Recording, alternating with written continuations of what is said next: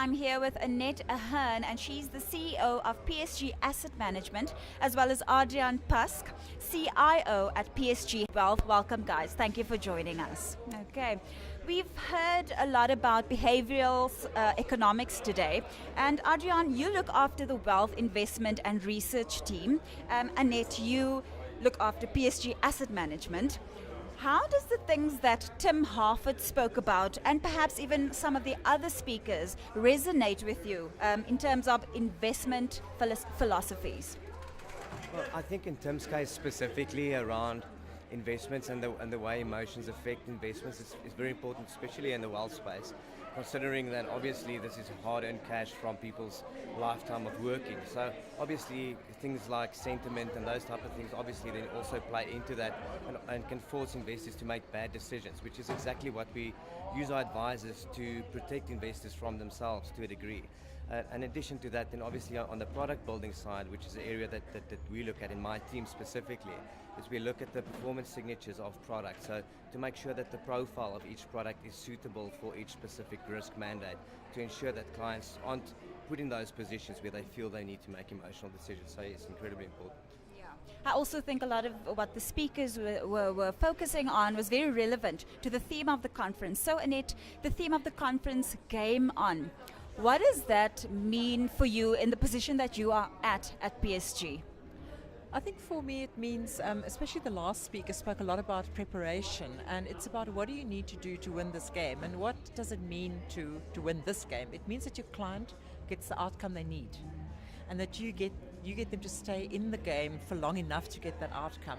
So when one goes back to philosophy, for me, a philosophy is built by the beliefs of the investment people in the team, and a client needs to be able to identify with that philosophy. So an example would be, we believe longer term views work better.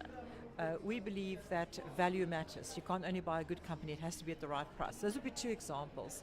And if you can communicate that clearly and apply it consistently, and clients can understand that that's how you invest, they're more likely to stay in the investment for longer. So it's both about having a clear investment philosophy, communicating it, and for clients to be able to identify with it somehow. I think that's very important. And then one of the other things that stood out for me today was the last speaker said that preparation minus interference leads to performance. So there are a couple of interesting lessons in there, because it is about preparing, and Adriaan made the point, we're dealing with people's money. This is incredibly serious. And you cannot make decisions on the fly. So you do as much preparation as you possibly can, and then an emerging market crisis comes in or something, and how you deal with that interference will determine the outcome. And how you deal with that interference again then links in for me with Tim's talk, which was around the two economists who behave very differently when the world changed. The one stuck to his decisions doggedly, refused to change, and perished, while the other one said, I've been making unpopular decisions for some time. I haven't been on top of the game. I've done okay. So I'm used to being wrong sometimes. So in this case, I could be wrong. So I love the term of, what did you say, actively open-minded. Yes, it's a lovely term. So one has to be both resolute and consistent, but you also have to be open-minded to when things really change. So that brings me back to what Adriaan said about how do you build a solution that allows for you to be open-minded, but that's also robust, and that's maybe something you can talk about, the diversity comes in there.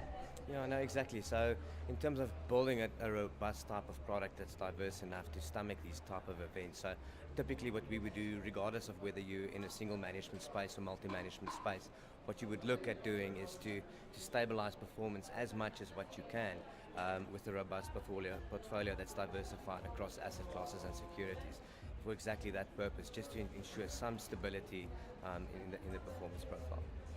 And I think that's also what Francois said right in the beginning, dealing with something complex and actually just making it simple. Right.